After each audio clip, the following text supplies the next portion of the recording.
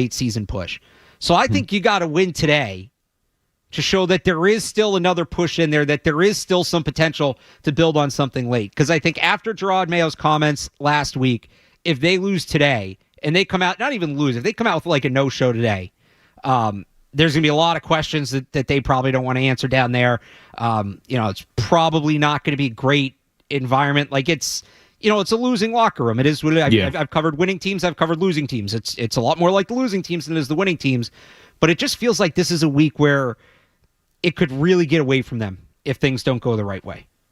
Yeah, and I think you mentioned that could be a breaking point for this team, and I think the stars kind of align for them because they're playing a team that's in the same situation, but with talent and high expectations. You got a Jets team that is on the brink of just jumping off a cliff right now. The whole team, from the top down, coach has already been fired. Your quarterback is hurt. He got his guy in a trade. It didn't look good at first. Now guys are banged up. There's kind of issues going on that sidelines. So you have a chance to get yourself feeling pretty good about yourselves and get in the right direction while ruining your rival at the same time. And I think not only winning or losing this game will determine their week, I think it's how it looks. I think last week a team running the ball on you but 17 times in a row, things like it just was ugly in stretches. I think if the game is closer to something like you saw in week 2 against Seattle, where you're in control, you're battling, you lose a late game in overtime, you played well enough to win. If it's something like that, I think they'll feel better about themselves. But and same thing in winning. If you can win it, you win a game and it's ugly. It's 16-13 or something like that. You turned it over. You're not doing things well, but you win but a year, but at the end of it, it's going to be, it's all about how it looks and how well they play just as much as the result, but I think the players seem like they were confident, still they seem kind of loose. I mean, you're right. You're right there in it. You see these guys. It kind of seemed like to me on the outside that they still didn't lose their confidence. They're still feeling pretty good about themselves. And I think the quarterback situation is kind of what gives them confidence. Because bad as they was last week, you still look over and like, man, that quarterback still played well though. There's something there.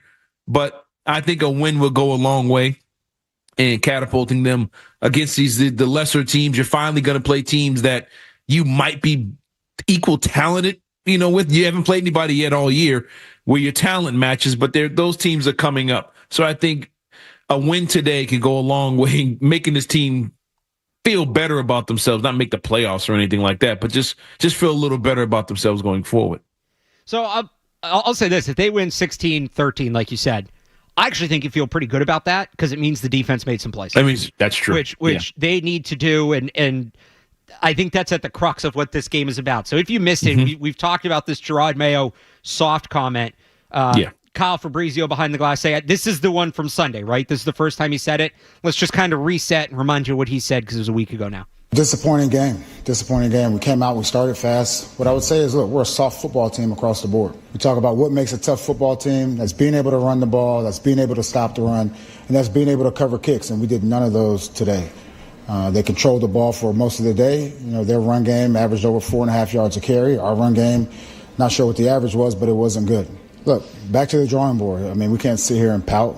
We just got to put a game together. So, there was obviously significant fallout from that. Bill Belichick went on Pat McAfee, and I think on his own podcast as well, right? And commented on it and said, well, I had these guys, they weren't soft. And I don't think Bill's wrong. I kind of have a unique take here. I don't think Gerard's wrong in what he said. I wish he hadn't gone back and walked it back the next day because to me what happened, he'd given that message to the team. Drake May told us, he said it to us in the locker room, which is an important piece of context. If Mayo had come out and said that without saying it to the team, completely different story. Yep.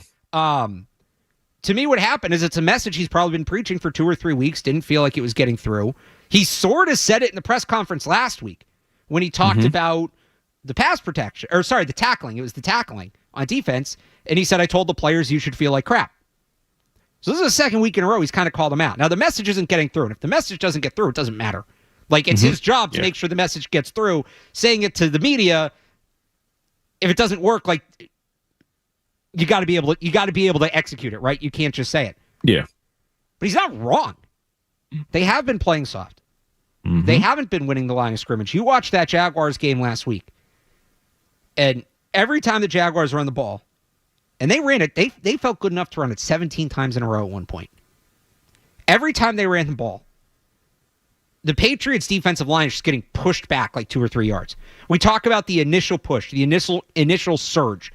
When you hear people talk about that, it's basically which team won initially at the line of scrimmage, and it can go a long way in determining the play. Right, at the snap. That quarterback sneak on the 4th and 1 where Lawrence just can stroll forwards because there's no initial push. The Patriots don't have any initial push on either side of the ball right now.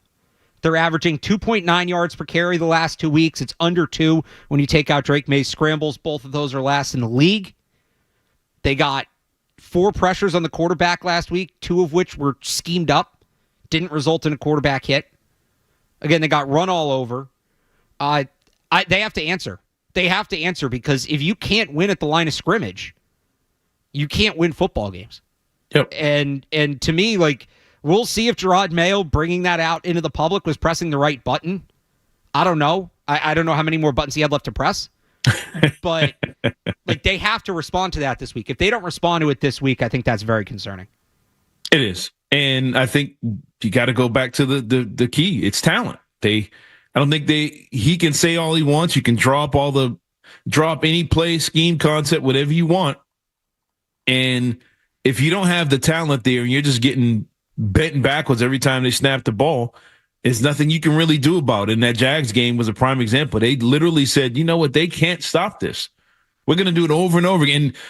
How? I don't know how. They stopped them on 4th down that one time. They got that one stop, but it was after it kind of looked like they didn't stop the Jags. I think the Jags offensive line got tired and finally folded a little bit. But so that drive, Cerrone, that was the 17-play drive late in the game. That drive took 11:24 off the clock. It was the longest drive in the NFL in terms of time of possession since 2022. Yeah, that's ridiculous. Yeah. Can't happen. And I think they had it, and then it was cut to one possession, I think, at that time. So it was closer than, it did right after whatever. That was the 2-point conversion, all that stuff. But it was still, the game was still winnable, I guess, at that point. Yeah. But it just, like you said, it was, if looking at Mayo, who's a former player, sitting there looking at this like, man, it's a soft effort out there. So if he sees it as effort, he's going to call it like that. And like you said, saying it to the players, saying it to their face kind of is better than, like you said, saying it out to the media, whatever. But there was a soft effort. They looked soft. Us watching at home, we thought it was soft. But again, they have to respond to this. They have to show up and at least take away the run today. Completely sell out and say, you know what, Breece Hall's not going to be the one to beat us today. Rodgers is going to have to turn back the clock and light us up, which he's very capable of doing. But, well, I think he is. I think you have to do something to cover up for that run game. If you come out today and allow 150-plus yards again, they're going to be all over you for the next week, 2, 3, 4 weeks. So they have to figure out something going in that game today. All right, let's talk about that. Let's talk about this matchup. Jets, 2 great running backs, Aaron Rodgers under center. Who's the focal point for the Patriots defense? We'll discuss that next here on the Sports Hub Sunday Kickoff. On the Sports Hub. Get on up and get on down to Hooters. Where else can you get a burger, fries, and a nice cold?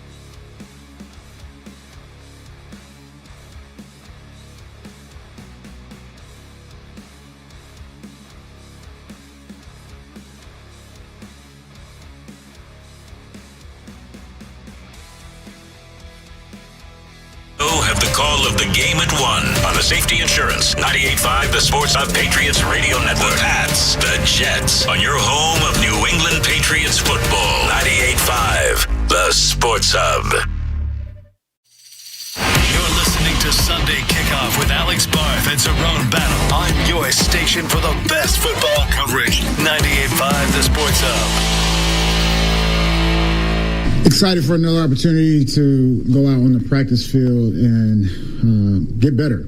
We have a huge challenge in front of us, in the Jets, and really it starts with the quarterback. He's done it for a long time. One of those guys that played at a very high level for an extended period of time and can really do it all. Can move outside the pocket, can make all the throws. It's a very difficult challenge defensively to try to contain.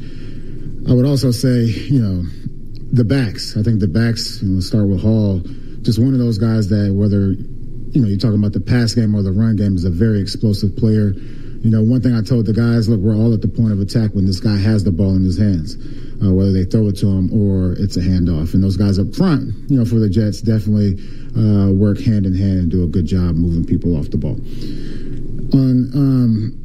And obviously, look, they have some good receivers as well. And anytime you add a piece to the puzzle, and Adams, a Hall of Fame player, it's a problem. So they present a bunch of different problems for our defense, and we have to make sure that we're all on the same page. And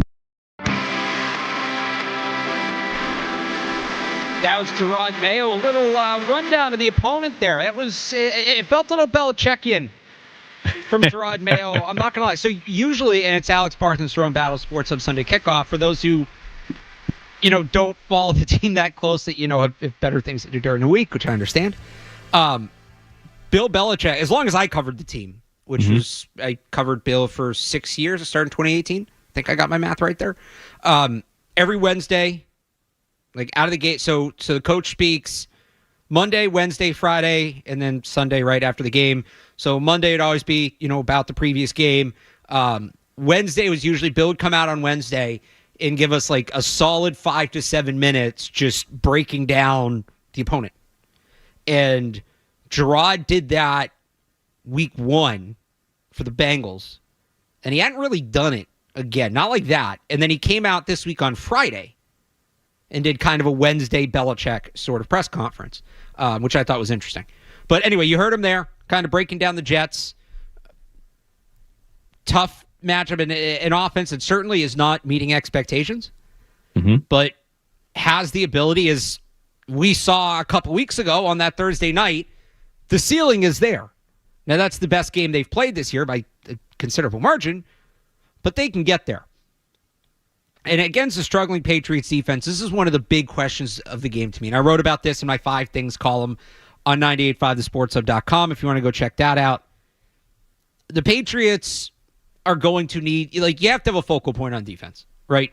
Yep. And usually a focal point is, sometimes it's dictated by the opponent, a really good player, or if a team's hot and a certain thing is working, something like that. But usually you're kind of helping out a weakness. Like, you look at the Patriots, like the 2018, 2019, 2020 teams, so they had Steph Gilmore, J.C. Jackson, Jason McCourty, Devin McCourty, Patrick Chung, right? This loaded secondary. It was, all right, we're going to send more help up front because we kind of got it on the back end.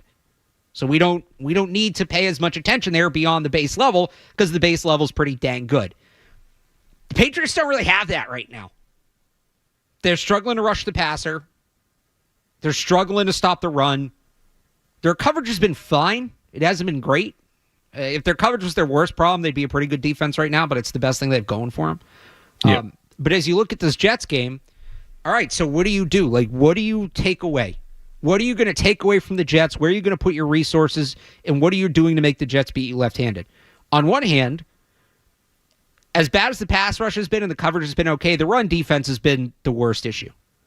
So do you allocate more resources towards the run? Do you start stacking the box, maybe play some 4-3, maybe play more base, maybe run blitz, be a combination of those things? Basically just send more bodies at it. However you slice it, stopping the run, adding resources to stop the run means sending bodies. Yeah. And some people may hear that and say, that sounds pretty good. Yeah. Can't stop the run. Let's start blitzing. Let's start filling more gaps. Well, if you do that, You have less on the back end. You're paying less attention in the pass game. And now you're putting the ball in the hands of a Hall of Fame quarterback who has not been himself. Yeah. But he was himself against you last time. Right? Conventional wisdom says, well, it's Aaron Rodgers. So we're going to make sure our pass rush is tight. We're going to play more of a contained game than a blitz game. And we're going to drop guys into coverage and try to take away as much of the field as we can. We don't want the ball in Aaron Rodgers' hands. Which, again, that's conventional wisdom. Jets might run for 200 yards if you do that. So, they're going to have to beat something shorthanded.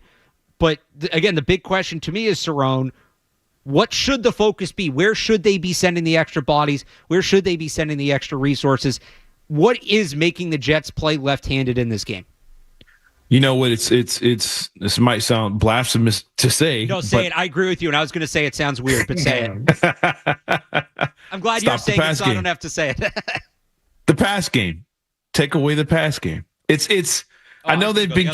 Sorry. Go ahead. Okay. I was going to say, I would force Aaron Rodgers to throw you a few. I'd put the pressure on him, and it's. Wait, so I know it's. You're saying focus more on stopping the pass, or yes. I'm taking away Devontae Adams and Wilson. I'm taking away the pass game. The Jets, I didn't realize this until this morning. The Jets are 31st in the run this year. I didn't know that. I thought they were way better than that on the ground game. 31st in the run, 32nd in attempt. They don't run a lot. That's the problem. And 24th, they only got 4 rushing touchdowns on the season. 3.5 yards a carry or something like that. But I'm looking at Aaron Rodgers, who's banged up from head to toe, seems like. And last week, his hand was all tore up. He was limping. He looked like he was concussed for a minute. I'm putting pressure on him and forcing them into 3 and outs by trying to force the ball in the air. I know with the Devontae Adams and the guys they have there, I think Lazard is out, but I'm putting pressure on him and taking away that pass game. And I think what they don't want to do is run the football. They're 32nd in rushing attempts. They want to put the ball in Aaron Rodgers' hands. They want to throw it all over the place. That's why they went and got Adams and signed the guys they signed. They want to put the ball in Aaron Rodgers' hands. So I want to take that away and kind of force them into something that they don't want to do, which is actually run the football. Now, they had success against the Patriots running the football, but I think if you go back and look at that game, the big killer in that game was they couldn't cover the tight ends. Conklin lit them up on every major third down. He was there making those plays, and they were just moving the chains over and over again. But I think if I'm playing it, I'm like, you know what? I want Aaron Rodgers to come out here and force the ball. I want to see if he can put 300 yards on us, something he hasn't done in years, and take him out of this game and kind of play, I wouldn't say my base defense in running situations, but not put so much into that, because if you start run blitzing, you start sending the house trying to take away Breece Hall, and they run play action, and you're not getting home, now you have Devontae Adams 1-on-1, 40 yards downfield. That one big play can make the difference. I want to make the Jets march downfield 11, 12 play drives. I know it didn't work out well last week, but I want to make them march and see if they can play a clean football game on the road this week. So we'll see how it looks out that way. But I want to take Aaron Rodgers away before Breece Hall. See, as crazy as this sounds, I'm almost okay with putting the ball in Aaron Rodgers' hands. So yeah, that's what I'm saying. Yeah, you mentioned. No, I'm saying stop the run. Okay, and make him beat you. Yeah, right. It's like as wild as that sounds. And I agree with a lot of what you said. I just think the Jets haven't run the ball well this year, right? The Patriots are a get-right game now. That's just where the team is at. Mm-hmm. If I'm the Jets, I'm talking about this game saying, hey, what a great week to get the run game going. Rodgers is banged up. Mm-hmm. Don't have to put too much on him. And we know we can run on this team because everybody can run on this team. Ran for 4 yards per carry against them last time out, 133 yards. Yeah. Rodgers has not been himself. We've seen what happens when these older quarterbacks don't have a plan B. Everybody, Brady went to Tampa and was amazing, and everybody just expects all these guys to be Brady. I have no idea why they do that. Nobody's Tom Brady. Why do you idiots keep falling for this? No one did it before him. Right. No one did it after. Oh, no, it'll be Russell Wilson will work out. Aaron Rodgers will work out. Honestly, Kirk Cousins has come the closest. Yeah. Credit to Kirk Cousins. But No, he's not Tom Brady because nobody's Tom Brady because that's the whole point. Anyway, that's not the point. Yeah. The point is, I kind of make Aaron Rodgers throw the football. Now, there's concerns that come with that. In particular, the Patriots struggled last time against the Jets' bigger receivers. You mentioned Allen Lazard. He's doubtful 95% of the time. That means the guy's not playing. So they might not have Lazard. They still have Mike Williams. And now they have Devontae Adams. Yeah. Who obviously is a good player. I know he didn't have a massive game last week, but it was a tough spot for him, like objectively. Just got there on Tuesday? I almost feel like you have to take away the run. And I think, too, just for the Patriots' psyche. Yeah, Stop true, the for run their own so confidence. You can say you stopped the run. Yeah. Like if Aaron Rodgers beats you throwing the ball, you can live with that. you tip your cap, right? I know I just went on that whole thing. He's not Tom Brady, but he's still Aaron Rodgers. And there's still Devontae Adams and Wilson over there. He's still Devontae Adams and Garrett Wilson. I almost try to take away from Rodgers. Real quick here before we move on, we got Brian Hines from Pat's Pulpit joining us in the next segment. Do you put Christian Gonzalez, excuse me, do you put Christian Gonzalez back on Garrett Wilson, who's pretty good against last time? I know he allowed the touchdown, but pretty good game. Or do you put him on Adams and maybe put Jonathan Jones on Garrett Wilson? I put him on Adams because I think he's more athletic in size, arm length, stuff like that to affect Adams. Yeah. And I would put him there just because of the physical matchup, not so much the skill, but a physical matchup. I'd put him on Adams and make it harder on that connection with Rodgers and Adams. Anything to throw that connection off anymore, I'm doing. So I'm putting my best guy on Adams and make that connection not connect like it was in Green Bay. I'm doing everything I can so they can't get that thing going again and taking that out of it. Completely agree. And I think this will be another one of those games where they're somewhat zone heavy, but when you do match it up, I would put Gonzalez on Adams in this matchup.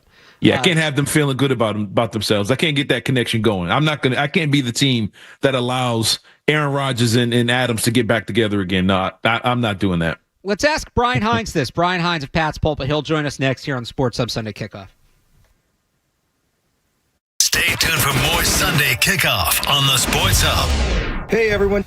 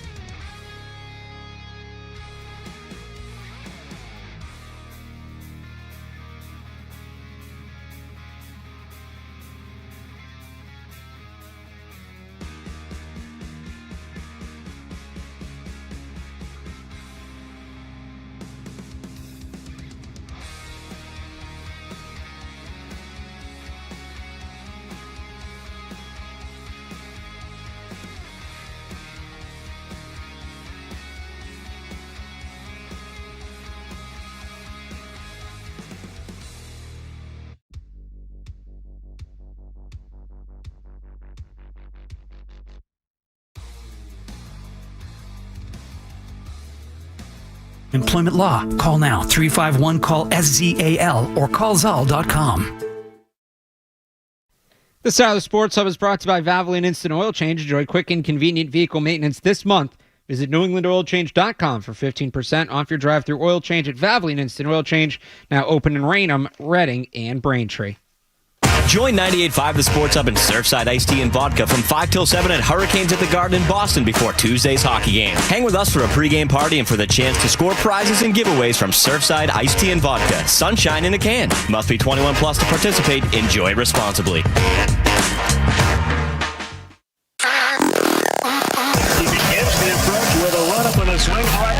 Every football game starts with a kickoff. This is Sunday Kickoff with Alex Barth and Cerrone Battle on your home for Patriots football. 98.5 The Sports Hub.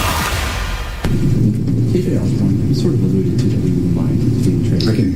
So with KJ Osborne, you sort of alluded to this week that you wouldn't mind being traded. Have you talked with him about that? Has he put in a request or asked to be traded? I've had conversations with all the players, about a lot of different things. But I would say he's on the team now, and we look forward to him playing on Sunday.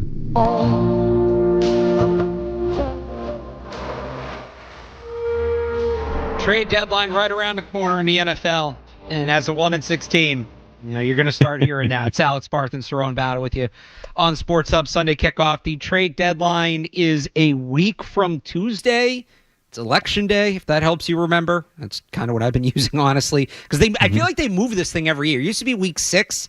Now it's, week 10? I think it was week 8 at one point. They move it all over the place. And it has become more involved in recent years. It used to just be nothing. Like, you might see one trade. If you got 2, that was a busy deadline. Now you actually get some, we've had some blockbusters the last few years. But I go back to Von Miller a few years ago was a big one. But the Patriots definitely have some guys that could move. KJ Osborne seemingly hinted at a trade this week, hinted that he'd want to be traded, was asked about it, kind of just said, I'm here for now. You just heard Gerard Mayo say the same thing. Mm-hmm. Tyquan Thornton is another guy whose name has come up in trade talks. That was like a month ago at this point. Joshua Uche, Mike Reese wrote this morning on ESPN.com about Uche as a potential trade piece. He was at this time last year. I'll give you a couple more that I look at. Austin Hooper. Now, I know the Patriots don't have a ton of tight end depth, and they've liked to go 12 personnel early here, but that's a guy, a veteran on a 1-year deal I think you can get something for. And this guy will start today with Layden Robinson out, but I do wonder if Sidy Sow is a trade candidate. Mm-hmm. And the reason I say that, and I like Sidy Sow. I do. I think he's a good player. I don't think they feel the same way, at least in the sense that Layden Robinson has played over him. Michael Jordan has played over him. When Michael Onwenu's on the inside, he's obviously over him. And then Cole Strange is going to come back. And Ben Brown's playing okay at center, so maybe you don't need Cole Strange at center. So there's like 4 guards that they have ahead of him right now. And if that's the case in a league where there's not enough good offensive linemen, look, I wouldn't trade him. I'd also start him over Layden Robinson. When he's healthy, he'll start today. Robinson's hurt. But if he's not a part of the plans, maybe that's a guy you move to. So people may hear that, especially, Osborne, Thornton, roll their eyes. What are you getting for those players? I think with the receivers especially, it's not just what you get for them. You're going to get a day 3 pick, maybe a pick swap, something like that. But you open up opportunities for some of these young guys. Kayshon Boutte, who's playing a lot because he's playing well, but more concrete role for him. Jalen Polk when he comes back. Javon Baker, who I know a lot of people want to see. It sounds like he had, I think Mike Reese called it a hiccup in terms of a scheduling thing last week in London. Yes, a hiccup with the team's itinerary. So maybe we won't see him again for a little bit, but it just frees up snaps. Their wide receiver room is very crowded at this point. And then Joshua Uche is just not giving you a ton right now. And he's on a 1-year deal. I'd be surprised if he's coming back. So anybody in particular you think is an interesting trade trip, Cerrone, or is there anybody you've heard talked about as a potential trade piece that you don't want to see moved? Not really. I mean, I think this team they don't have overwhelming talent. So it's like, I'm not really like, man, I don't want to see that guy go or whatever. Now I do. You've heard Kendrick Bourne's name mentioned a little bit, kind of thrown around there yesterday. I think it was going around, but I thought about the same way you just mentioned, not getting rid of him just to get something in return, but to get these other guys on the field. You mentioned Booty's kind of had he's kind of a resurgence since Drake May's been out there. He's been playing really good ball, and he's been confident about it. And you got, like you said, you got Baker out there who, you might want to get on the same page with Drake May. I think they're looking at Drake May and saying, okay, he's comfortable. He's friends with these younger guys, these guys that came in his class, and let's build something here. Let's see what we have with this connection with Drake May, Polk, and Baker, and Booty, and Pop Douglas, all these young guys. And I think they're going to move away from essentially Bills guys. Kendrick Bourne and Tyquan Thornton, I think are going to end up being on the outside. And look, we haven't really seen much from them. Well, Bourne's with the injury, but Thornton, I think we talked yesterday about players who've catfished you more than anybody else. And it felt like we're all sitting here like, no, this is a real relationship. He's going to be something. And it just never really happens. So I think I could see him gone for that reason. And I like the idea, the Austin Hooper thing. I think he's been a decent player. I think he can at times be a good player for them. But I'm wondering how they feel about Bell behind him, getting Bell on the field. And that's true. Seeing how that'll work out. So I completely agree with you. You say they're not getting rid of these guys for what they can get in return, but to give other guys opportunities that can help them now and help them in the long run, guys that they can see as being a part of the future of this team and not just the current roster. I will say this about Bourne, and I'll throw another name in here. That's Jacoby Brissett. I've seen them both talked about as trade candidates. Mm-hmm. Okay. Now, look, if somebody's going to get stupid, somebody's going to give a third-round pick for Kendrick Bourne. Right? Yes. A third-round pick for Jacoby Brissett. Yeah, fine. But, to get a late day 3 pick for either of those guys, and maybe you get a little more from Jacoby. I know with Deshaun Watson going down, some people have suggested sending him back to Cleveland, which does make some sense. So they have their own former Patriots quarterback now in Bailey Zappi. I wouldn't move those guys because we it's been a theme all year, right? Like the locker room not in great shape. And you have guys calling guys out. You have guys, you heard Kendrick Bourne talk about it this week, guys maybe not taking care of themselves in the right way, not totally focused. I think veterans like that, as you try to build this thing up and get the culture back, especially with Gerard Mayo seemingly struggling to get his message across, I think those guys are important. And Kendrick Bourne spoke this week. It was refreshing to hear. He was asked about his comments after the game last week and just kind of the state of the receiver room and the offense. And I thought he did a very good job of saying, and it's like a 3-minute, it's a long answer. But I thought he did a very good job of saying what needed to be said without creating any drama or throwing anybody under the bus. And just talked about, we need to focus on football. Like, I've always been a fan of Kendrick Bourne. I always say with him, like, I'll find a spot for that guy on my team any day. I could have prime Randy Moss, prime Calvin Johnson, prime Terrell Owens, right, in that wide receiver room. Prime, throw anybody else in there you want, Wes Welker, whoever. I'm finding a spot for Kendrick Bourne on my team.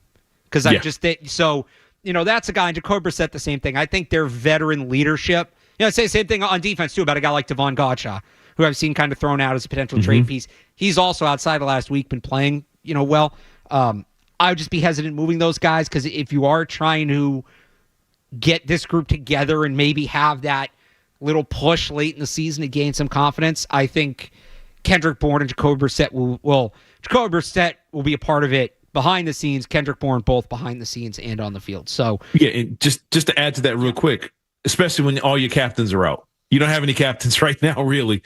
And all your leadership guys, and Bentley and Barmore and Andrews, these guys are basically in street clothes right now. So having somebody there that the guys in the locker room will respect and carry Mayo's message, I think would be huge. So I completely agree with you on that. I didn't think about it that way. Yeah. So look, people don't, because I think a lot of people, you don't consider the human element of it, and I get that. It's a lot different when you're there every day and you're talking to these guys and you see the interactions. But I do think Kendrick Bourne is a leader. Again, if someone wants to get dumb and give you a top 100 pick, sure. right? But I don't think Kendrick Bourne's a guy you trade just to trade. Like, that to me is Tyquan Thornton. You're trading him to open up snaps, open up a roster spot.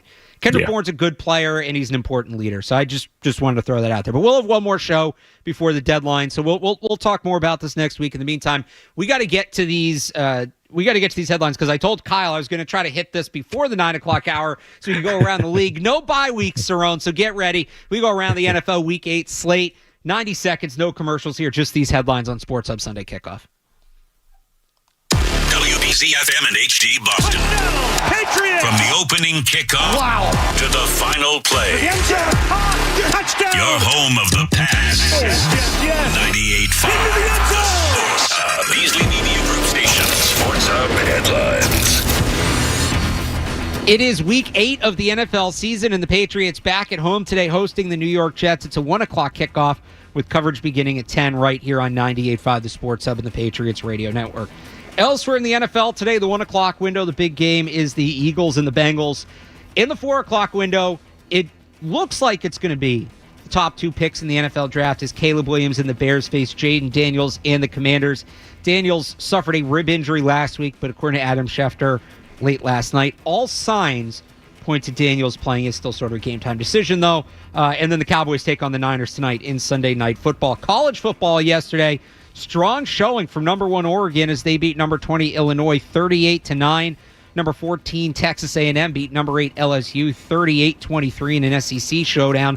Another ranked SEC showdown, another strong showing as Alabama shut out Missouri 34-0. Meanwhile, Texas barely survived. We almost got another big Vanderbilt upset, but instead the Longhorns take that one 27-24. The Celtics held off a late Pistons charge last night to win 124-118 in Detroit. Jason Tatum a game-high 37 points. Jaylen Brown a 24-point, 10-rebound double-double. Bruins last night as well. They beat the Maple Leafs 4-3 in overtime. It was Brad Marchand scoring his first goal of the year in overtime to give the Bruins a win. Marchand had an assist in that game as well. Nice night for him. And the Dodgers lead the Yankees 2-0 in the World Series after winning Game 2 last night. However, Shohei Ohtani left the game early with a shoulder injury he suffered while sliding into second base. Sports Hub headlines are brought to you by Safety Insurance, providing comprehensive coverage for your auto, home, and business. Ask your independent agent about safety. I'm Alex Barth on Boston's Home for Sports, 98.5 The Sports Hub. Your next update during Patriots pregame. This is Jaylen Brown. Jaylen Brown turns the corner. Finger roll is up and good. Score in the foul. This is the home of the Boston Celtics. 98.5 The Sports Hub. Alex Barth and Cerrone Battle are here, talking football every Sunday morning with the insiders and with you. It's Sunday Kickoff on 98.5 The Sports Hub. Pick a target. You pick it. Take your pick. Pick me! Pick me! I did not pick. There was no pick. Pick him up. You pick him up. Pick. I pick. Pick me, pick me, pick me. Pick the teams. Pick one, jerk. All right, no bye week, Cerrone. We're starting late. Let's get to it. Week 8 in the NFL. It started off on Thursday night with the Vikings at the Rams. Once you tease me, you're going. He's a war daddy. Okay, Sean. Hey, you know what? He can say whatever he wants. His team won 30-20. Cerrone, you there? We got it? All right, well. Okay. Yeah, sorry. Sorry. Good win for the Rams, and it got their receivers back, and it's amazing how much better you look when you have proper talent on the field. So good win for the Rams, and I don't know what happened with that face mask at the end of that game. That's what I was going to say, man. Like, hey, look, I would say I can't believe it. We watched that 2 weeks ago. Yeah, sure did. On Antonio Gibson. Got spun around. The NFL still has an officiating problem. And at a certain point, you're letting it happen. But that's just one of those things that's never going to be solved because they know we'll watch anyway. Let's get to today in a battle in the AFC North between the 5-2 Ravens and 1-6 Browns. All right, no sound on this one. Although the ultimate soundbite, Jameis Winston at quarterback for the Browns, and this one's still Cleveland 9.5-point underdog. I'm extremely grateful to have yet another opportunity to do what the Lord has called me to do in the NFL, and that's be a starting NFL quarterback. See, that's synergy right there between me. Like, Kyle had to pull it up. And I just knew it was going to be a Jameis Winston quote because it's always a Jameis Winston quote. It's Jameis. Although, again, 9.5-point underdogs. Ravens by 30. College-type game here today. I think it's a huge blowout for the Ravens. I don't care if it's a divisional game or not. The Ravens big. 9.5 points on the road in a divisional game is a lot, but I'm with you. I think the Ravens, they had that shaky start. They've got it figured out, and what they figured out is Derrick Henry is really freaking good. Yeah, they're a video game right now. It's unbelievable to watch. So much fun to watch. So much fun. That's not the biggest spread of the week, though. Let's get to the biggest spread of the week, and that's in Detroit, where the 5-1 Lions host the 1-5 Titans. The last time somebody called me classless, I was drinking wine out of a bottle. All right.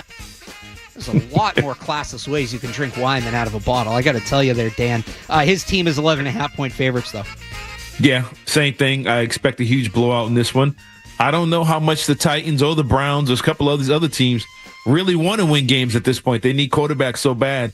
I think tanking season is upon us, and I think it gets started today with this Titans game. Will Levis not the answer. I think we see more of that today. I'm with you. I think Detroit covers 11.5. Next week, Titans-Patriots. That could be a big game with some serious implications, if you know what I'm talking about. Oh, yeah. Come April. But we'll have plenty of time to get to that. Instead, let's get to a AFC South matchup. Big game here. This is a real big game, like actual big game between the 4-3 Colts and 5-2 Texans. In the upper quartile of winners, we're in the top quartile of that upper quartile. Oh, I forgot about that one. Oh, please. First place on the line here, Houston, 5.5-point favorites at home. Yeah, I got Houston in this one. I don't know what's going on. I've never been a big fan of Richardson, but it just seems like it's not really working, and I think he turns it over a lot today because I think the Texans offense puts pressure on them and makes him throw. They're going to be forced to throw the ball more than they want to and turn the ball over. So give me the Texans in this one. I'm with you. Give me the Texans in that one, too. Highest total of the week comes between the 5-2 Packers and 2-5 Jaguars. I mean, no. I mean, it's kind of a strange question, but okay. No 50-point totals this week. Total in this one, 49 even. And the Packers on the road, 4.5-point favorites. Oof. It's weird. I kind of want to take Jacksonville at home in this one, but they have to string together some consecutive wins for me to buy in on them. So give me the Packers in that offense that's really kind of rolling right now. I know you are what your record says you are, and I believe that. I just have the Packers been playing 5-2 football. That's true. I don't feel like it. I think they win this one today. I think the Jags maybe sneak a covering, though. Covering on 4.5. How about the 3-4 Cardinals at the 2-4 Dolphins? What do you think throughout this process? Excuse me. That it's not good to get concussions? Yeah. Did you see somebody photoshopped, because everybody's talked about Tua should wear the Guardian cap, right? Somebody photoshopped him wearing a Cleveland Guardians hat on the field. Guardian cap. I got a kick out of that this weekend. Dolphins 4.5-point favorites. Yeah, with Tua out there, man, he makes a difference with that offense. They're explosive when he's on the field, and until that changes, I'm not. Nah, give me the Dolphins at home with Tua back, and hopefully he makes it out of this one without any more injuries. Yeah, obviously hoping the best for him first and foremost. The fact he made it back as soon as he did is something. I'll take the Dolphins as well. Cardinals offense, not what it was early in the season. Marvin Harrison Jr., where's he at? And those two big games early on, really haven't heard from him since. Patriots-Jets we'll get back to in a little bit. So let's go to the NFC South, where the 4-3 Falcons visit the 4-3 Bucks. Walk into your trap, take over your trap. All right, Kirk. They are favored to take over the Bucks trap today. 2.5 points on the road for the Falcons. I think the Bucks are in that situation like the Lions and Browns now.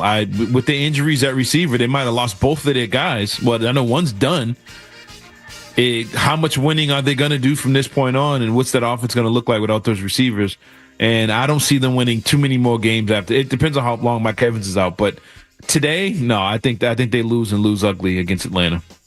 I'm going to do something here. Bucks are wearing the creamsicles today. Give me the Bucks. Man. On that alone. Oh, man. On that alone, I'm taking the creamsicles. I know, like, their receivers are banged up, and it hasn't been good, and Atlanta's playing well. I am blindly taking the creamsicles. Got to do it. Second best uniform in football after the Patriots throwbacks. This is probably the best game of the 1 o'clock. Well, I guess Texans-Colts is up there, but Eagles, Bengals, ton of talent in this one. This game got moved to 1 p.m. Yeah, you didn't know that? I'm under a rock, bro. I'm not going to lie. I did not know that. This one did get flexed out for the quarterback matchup we'll talk about in a second here. But the Bengals are 2.5-point favorites at 3-4. Eagles 4-2. Give me the Bengals in this one. I think this is a big win. I think they're the desperate team in this one. They need this badly. They have to win this game. So give me the Bengals because I think they're going to have a little more fight today than the Eagles. I'm with you, too. And look, this game didn't get flexed because of the Eagles. It got flexed because of the Bengals. Message sent, right? How do you respond? Into the 4 o'clock window, we have the 2-5 Saints at the 3-3 Chargers. Like Moses, I'm gonna die leaning on my staff. Okay, John. Lowest total today, 40.5. The Chargers 7.5-point favorites. I think that's big for the Chargers. I think that's a little too high. They have injuries too. Give me the Chargers in this one, but a real low scoring game. I mean, 300 yards passing last week for Herbert. And I don't think he threw a touchdown. Something crazy. But I don't see them either team lighting it up. And yeah, I think give me the Chargers in this one, but a real low scoring game. Chargers to win, Saints to cover. I know the Saints have their issues right now, but I just don't trust that Chargers team to beat anybody by 7.5. I don't know. We're looking at like a 6-3, 9-7 kind of game here to me. Mm-hmm. We got the Buffalo Bills going all the way up to the Pacific Northwest at 5-2 to take on the 4-3 Seahawks. It's the Bills! Buffalo all the way this time! What time? What time? No, they're not going all the way. They are 3.5-point favorites, though, against Seattle. Give me Buffalo. I think they're kind of rolling right now. The kind of had chemistry with Cooper immediately, and if he gets that thing going and Coleman and his other receivers get going with the way Buffalo's been playing, they're going to be a real tough out. But give me Buffalo in this one against Seattle. Buffalo beats the good teams, loses to the bad teams. Beats the bad teams, loses to the good teams. Seattle stumbled the last few weeks, so the Bills win this one, probably cover that 3.5 as well. All right, so this is the big game of the week. 4-2 Bears at 5-2 Commanders. I'm tired, Grandpa. What do you say? That's too damn bad. Caleb Williams versus Jaden Daniels. We think the top two quarterbacks. Jaden Daniels suffered the rib injury last week. As of last check, which was when I did the headlines 15 minutes ago, Adam Schefter said that Jaden Daniels, the signs point to Jaden Daniels playing. So it sounds like maybe he gets one last check before kickoff, but does seem like we're going to get the top two quarterbacks from last year's draft head-to-head. The Bears are 3.5-point favorites. Bears at home? Bears on the road.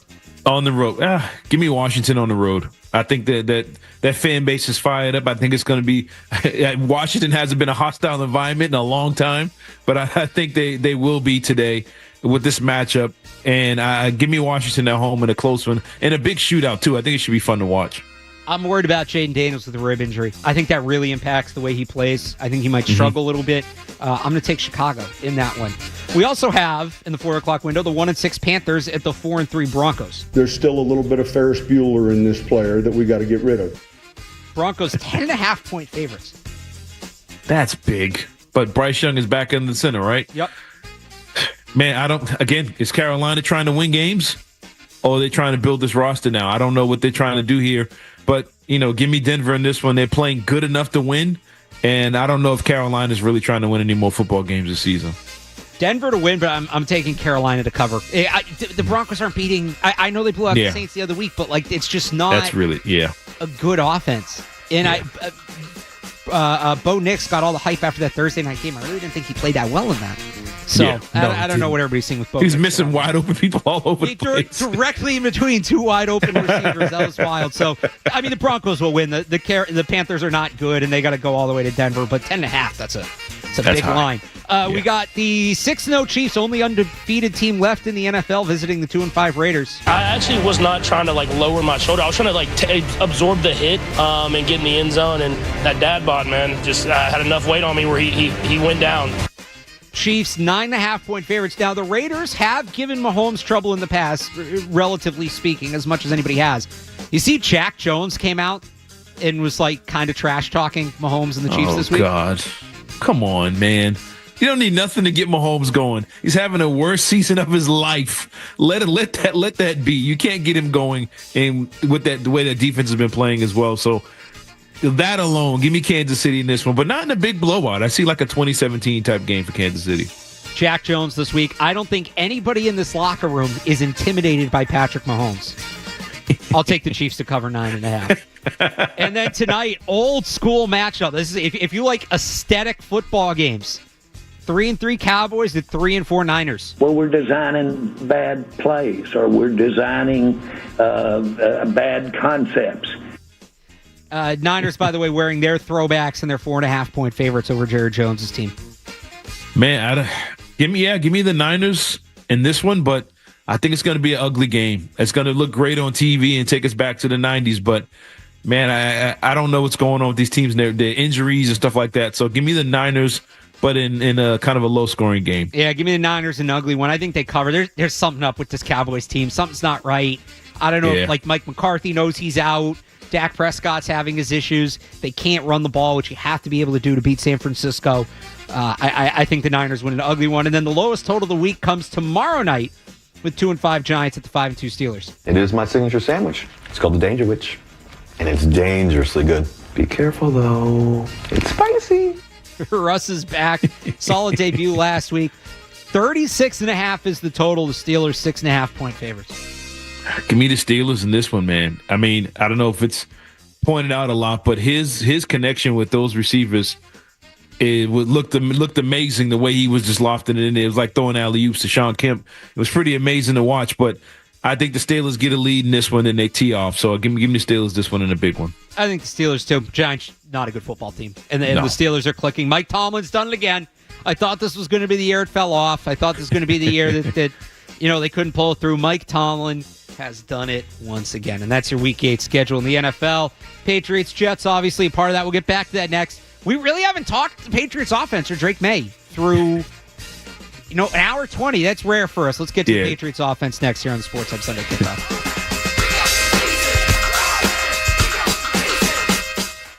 More Sunday Kickoff coming up on the Sports Hub. Get on up and get on down to Hooters. Where else can you get a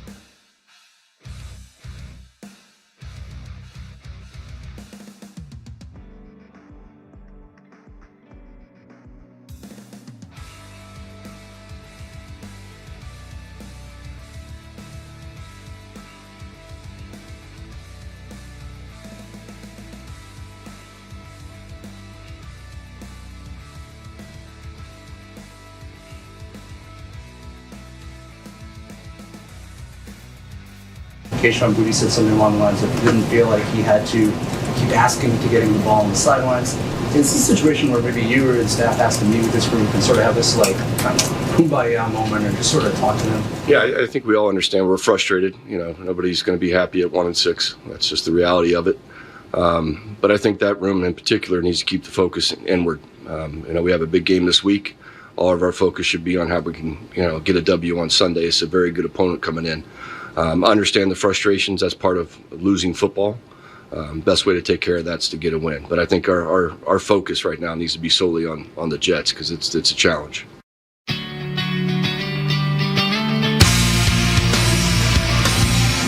That was Alex Van Pelt this week on the Patriots receivers who have become the big question of the Patriots offense, not even in terms of talent.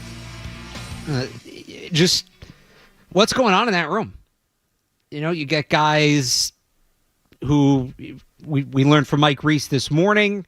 Javon Baker had a hiccup when it came to the Patriots itinerary, which tells me he missed a meeting or something like that, right?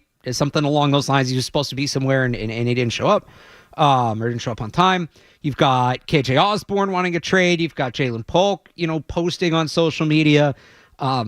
It's not pretty in that room right now. And the top of the depth chart's actually okay. Pop Douglas sort of got called out by Kendrick Bourne last week for not taking care of himself, and he was sick during the game, but he has played well. Like, he's been, outside of last week, a good player for them. Mm-hmm. Kayshon Boutte has come up, and he's been impressive. You want to talk about a bright spot for this team right now. Kayshon Boutte looks like he can be a part of this thing moving forward. Now, I don't think he's going to be that number one they've been looking for, but good complimentary player. Kendrick Bourne, still kind of coming back from that torn ACL, but he's in the picture. After them, though, that's where it drops off, and that is a big question for me today. Okay, so Jalen Polk had been the fourth receiver in that rotation. He's out. That leaves you with KJ Osborne, Tyquan Thornton, and Javon Baker.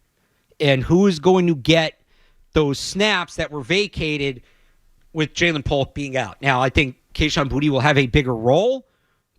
Like, he's going to take some of the snaps, but somebody else is going to be more involved as well. Going into the week, I thought Javon Baker.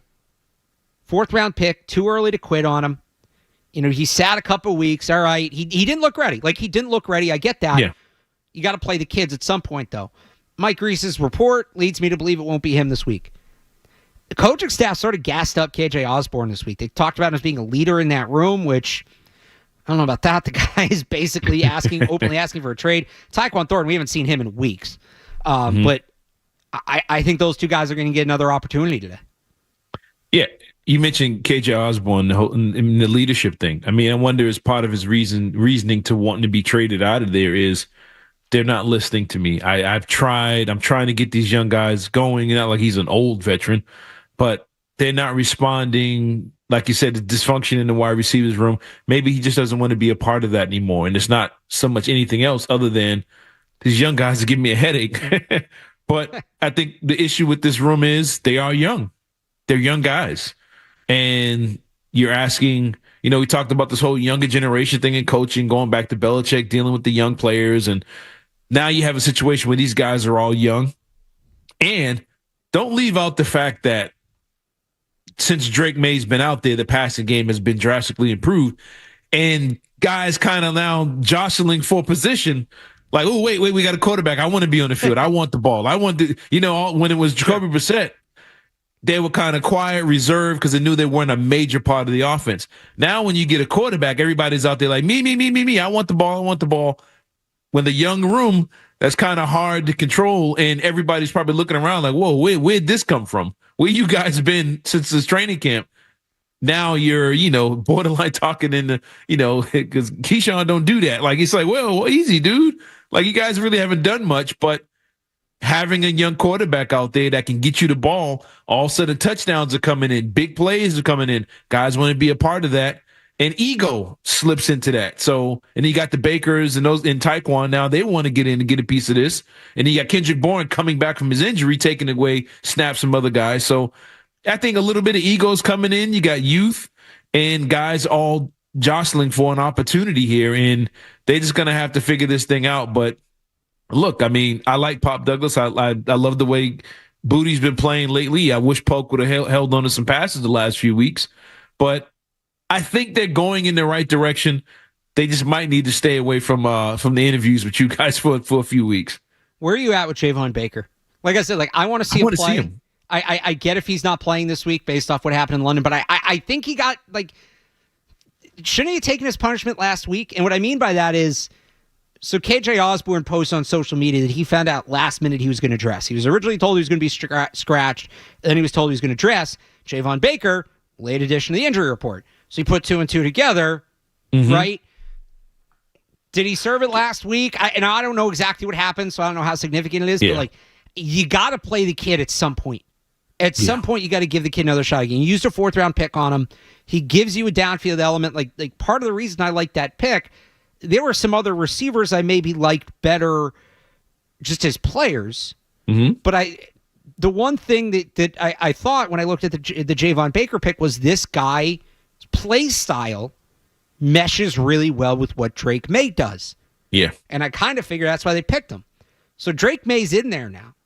And these guys worked together a good amount in camp because Baker was mostly with the second team where May was. You got to give him another chance at some point. You got to give him another chance at some point. You can't just sit on him. You need playmakers at the wide receiver position. Does he end up being a playmaker at the NFL level? I don't know. He had a rough summer. I don't know. You might as well find out, right? You might as well give a chance and find out. What do you have? I mean, not saying what do you have to lose, really, but I mean, it's not like you have all these dominant receivers to where it's like we just can't find, space for him or anything like that. Buried on the depth chart, right? And it's like, look, like you said, in college, I think he led the nation in yards per catch or something crazy like that. He was a huge playmaker guy. Yeah.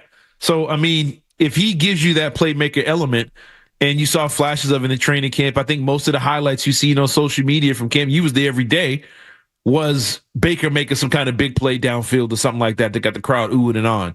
Yeah, he might not be able to do the little things, but I think just having him on the field and in the opposition knowing, hey, this kid can burn us if we're not careful, changes how defenses kind of play you. Is these other guys are more underneath.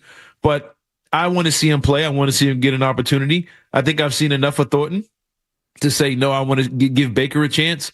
But if he's shooting himself in the foot off the field and stuff like that, that's on him. But I do want to see him play and get on the field and see if he can be a part of the future with this quarterback and these other receivers going forward and kind of build something. So I want to see Baker get on the field. Javon Baker last year, by the way, led the Big 12 in receiving yards and yards per reception, 1,100 yards in 13 games, 21.9 yards per catch. That's ridiculous. On 52 catches. He should be on the bench on this team. he didn't even lead the nation either. He just led the conference. That's crazy.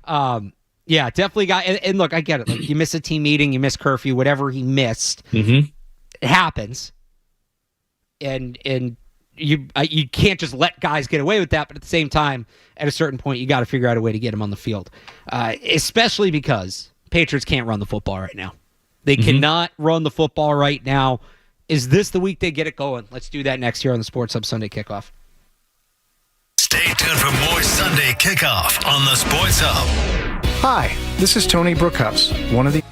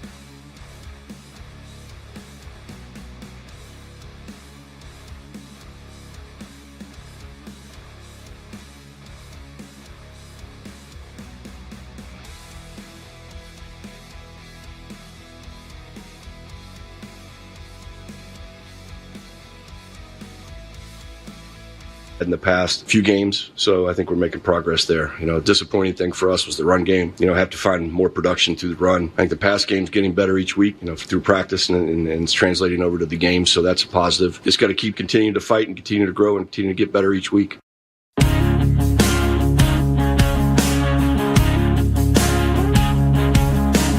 That was Alex Van Pelt this week talking about what's going on with the Patriots offense. The run game, Cerrone, it's not pretty.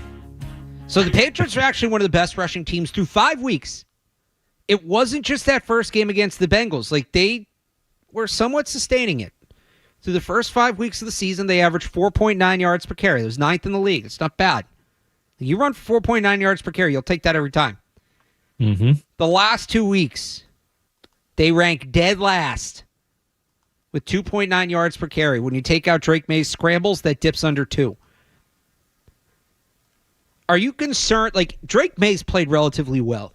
He had the turnovers in the Houston game, but he's played relatively well.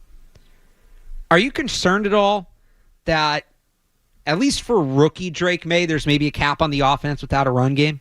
Because that's sort of what it looks like. They need to be able to run the ball to some extent. It's not like they got a little bit worse. I mean, they're the worst rushing team in the league since Drake May took over. Yeah, I think you have to simplify to go back to the way you ran the offense when Brissett was there, just with Drake May. And, I understand you go in that Jacksonville game, they were dead last, I think, against the pass. So you want to attack them. And I think they didn't do it enough, to be honest with you. But I think overall you need more of a balanced offense similar to what you had when Brissett was there. Now, what I will say, I think that's the stats you put up about the last few games, things turning around drastically. I think it started to turn around when you saw the Stevenson benching, I guess you want to call it, for the fumbles. Yep. And I think at that moment, it kind of they took the aggression away. And now I know Stevenson and Gibson have kind of been hobbled a little bit, not a little bit, but enough to where they haven't been as effective as they were early on. But I think you have to stick with those guys. You have to figure out a way to get Stevenson going again.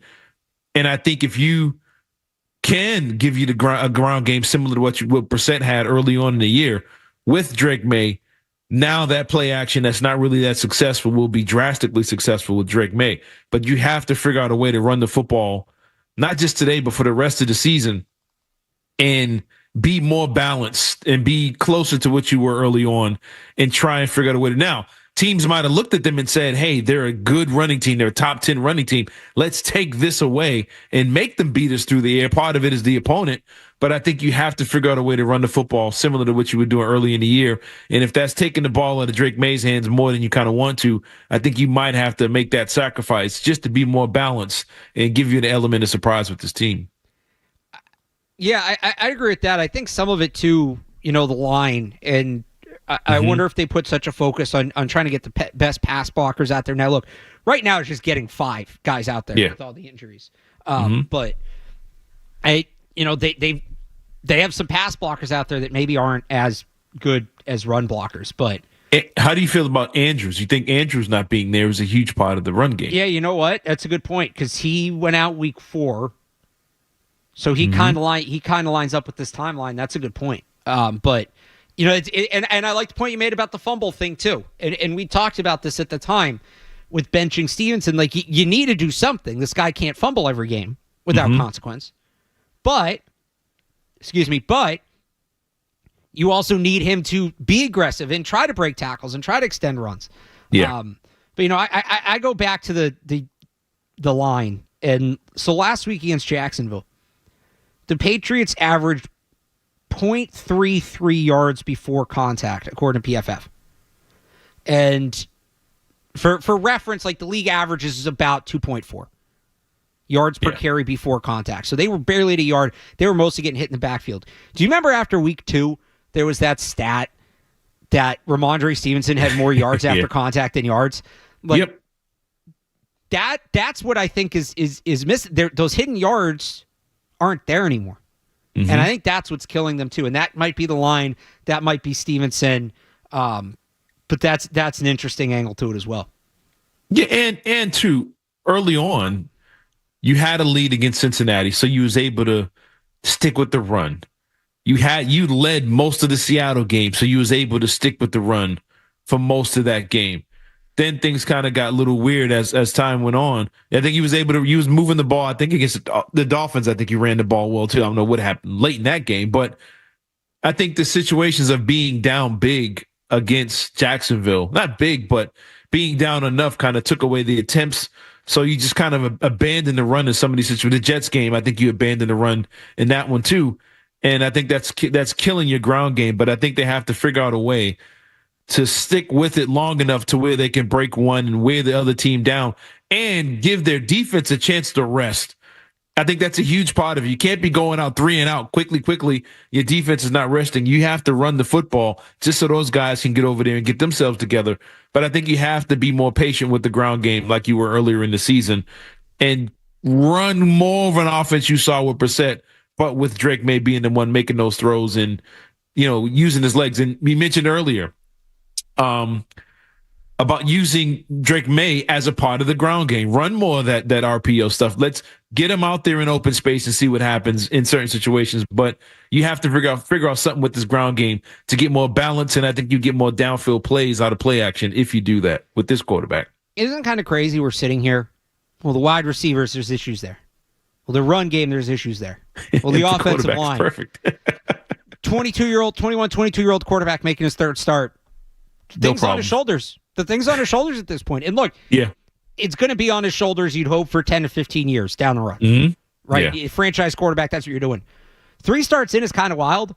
He's handled it the right way. I thought he said all the right stuff about Jalen Polk this week after he had a rough game. I thought he said all the right stuff about Gerard Mayo's soft comments. I thought he keeps saying the right stuff. And he keeps doing the right stuff, at least what it looks like to us. And real quick. Yeah. We talked about the receivers, and everything we've really talked about with them has been off the field. Because on the field, I think the last 2 weeks, the passing game has been fine. I mean, they've been, compared to what we've seen from this passing game the last season and a half, I think we've been happy with it. Like, okay, the passing game is pretty decent. We talked about it when we did our last show. You ended it with, we're going to have a lot to say about Drake May. We come back in 2 weeks. We're going to see. And then we go through most of the show. We don't even want to talk about him in the passing game because it's basically been fine. Pass protection's kind of been fine. Downfield passes you've had, touchdowns, all this other stuff. But it's like all the things they were doing well before he got there is gone. And they have to find a way to mesh all that back together and find some kind of balance with this team. All right, game picks up next. One more segment. Patriots pregame coming your way at 10 o'clock. We'll give our picks before we get out of here. Coming up next on the Sports Hub Sunday Kickoff. More Sunday Kickoff is on the way on the Sports Hub. Hey, it's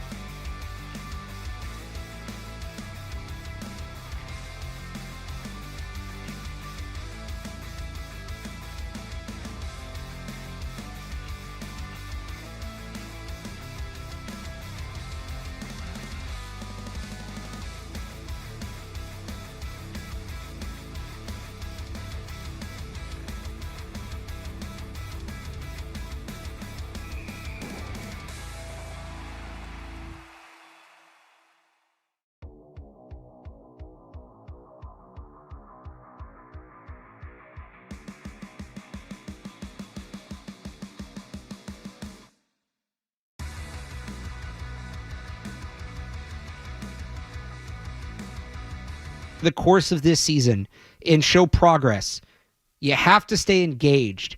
And if they lose today, you've lost 7 in a row. The easier part of your schedule is almost done. They'll still have Tennessee next week, but I think it's going to get really easy for guys. Maybe some guys start to check out. Maybe guys who have already checked out, it gets worse. I think this is an important game for Gerard Mayo in the Gerard Mayo era. We'll see if he can get the team to rise to the occasion. For many reasons. We want to see how this run defense responds. We'll see how these receivers respond. It's like you said, I'm not even worried that the rookie quarterback's not going to respond. He's the one guy I think I can count on. So far down the list of what I'm worried about. It's ridiculous. it's incredible. It's like, you got that right. We give you that. He looks like you nailed that one, but it's everybody else. But what I will say about this game in particular, I think you catch a team on the other side thinking we can get right. This is our time to do this. This is our time to do that. And I got a feeling the Jets are on the brink of collapse more than you are because of the expectations. I picked them to win the AFC. This is before they got Devontae Adams. I thought they were that good, and many others thought the Jets would be that good. And already fired their head coach. Haven't been right since that moment.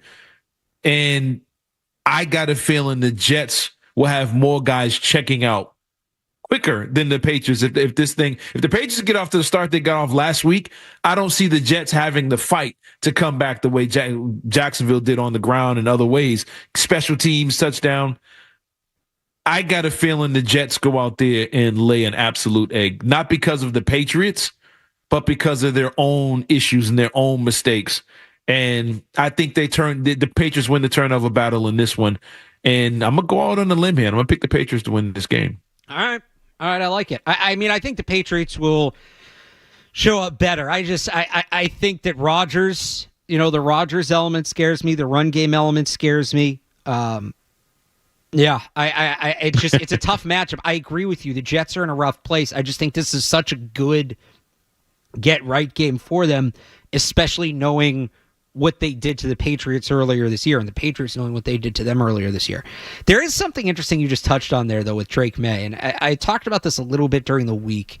And if the Patriots lose today, I think this starts to become a more of a major talking point. I think we pretty much all agree. I don't want to say they've hit on Drake May. It's been 2 games, but like you feel good about where they're at the quarterback position, right? Mm-hmm. Yeah. Does this become a situation? And the worst thing you can do for young quarterbacks' development is change things around them. How many quarterbacks have we seen derailed? 2 offensive coordinators in 3 years, 3 head coaches in 4 years. Never really had an offensive line in front of it, never had receivers, on and on and on, all this stuff. Are they going to have to walk a tightrope between Drake May's it? We do have to build everything up around him, but you do that hoping you don't change too much. Like a guy like Alex Van Pelt, right? There's been a lot of talk that is Alex Van Pelt the answer long-term at offensive coordinator. Look, I think he's a really good quarterbacks coach. Mm-hmm. I think the work he's done with Drake May in terms of his physical development has been great. The play calling, the design, that's another conversation. But Drake May clearly works well with Alex Van Pelt. So why change it? The development is there, right? So, like, when do you change it? Is that... I feel like if that's going to be a really tough line to walk, and they will have to walk it eventually to some extent. There are things that need to be changed. I think we're all aware of that at this point, but you can lessen that a little bit if you win today and you win a few more games down the stretch. And that's why this is one of the few winnable games left. So this is a chance for them to respond. And real quick, this is I meant to ask you this earlier. I know we don't have time now. Why are there so many 1 and 2 win teams in the NFL right now? So you go on a 2-game win streak, you're probably in the playoffs, but it's I don't know why things are so bad around the league, but I think you're one of the bad teams that actually have a quarterback and have a future. So I think you're going to see a lot of teams just laying down, but I don't see this team trying to lay down because I don't see what you're even taking for at this point. Right, you already have the quarterback. You already have the quarterback. What are you taking for a tackle? People will tell you Travis Hunter, and I know he was good last night, but yeah, why are there so many bad teams around the league? I mean, injuries are part of it. That's a good question. So it was funny. I watched when the Chiefs opener against the Ravens, right? That game ended, and I don't know why I had this thought, but I had this thought, and I texted a couple of my friends, and I was like, this NFL season is going to suck. And they were like, oh, what, because, Patriots are bad and the Chiefs are going to win again? I'm like, no. Everybody's bad. There's some sort of weird vibe there in the opener that I was like, I don't like this. I feel like through 7 weeks, I've kind of been right. Yeah, was it 11 teams only have 2 wins or less? Is that it? Something like a third of the league only has 2 wins. You know what I think it is? There's a lot of bad coaching in this league. There's a lot of bad coaching, and part of what comes with bad coaching is a lack of consistency. Mm-hmm. So I think you have good teams, like talented teams. I know you said 2-win teams, but I just had the roster, the schedule. I threw it out. You have like some 3-win teams that start. Look at the Saints. Not that they're overly talented and they've had injuries. They started 2-0. They looked like a wagon. Yeah. And they came back down to earth. And I think you just have teams that aren't playing super consistent football. But, you go to Tankathon, and I know Patriots fans are going to start doing this. And I said I was going to wait. But if you go to Tankathon right now, 10 teams. 10 teams with 1 or 2 wins. The Dolphins are 2-4. They would have the 10th pick if the season ended today. And it's going to change week to week. I mean, people will look at the Patriots. They're by far the worst team in the NFL. I'm like, look at all the 1-win teams in the league. Like, you think Carolina can walk into Foxborough and get an easy win? I don't know about that. But I think by the time you get to the end of it, you got teams like Cleveland now who lost their quarterback, who's probably going to start tanking. The Giants, they don't want Jones there anymore. They're probably going to start tanking. It's going to get bad the longer this thing goes. I'll give you one more real quick here. There have been a lot of divisional games, and you've had good divisions beating up on bad divisions, so that's been part of it. We'll see. Divisional game today. Patriots-Jets. Patriots pregame coming up next. We'll see if the Patriots can kick this 6-game losing streak, the longest of the Robert Kraft era. Does it extend today? We'll find out. Jim Murray and Chris Gasper have more from Patriots pregame coming up next. In the meantime, follow Cerrone on Twitter at Cerrone_battle. Real Alex Barth. You can also check out more of my work at 985thesportshub.com. Kyle Fabrizio, great job as always. And we'll be back next week, 8 a.m., same time, same place. Talk to you then. Bye.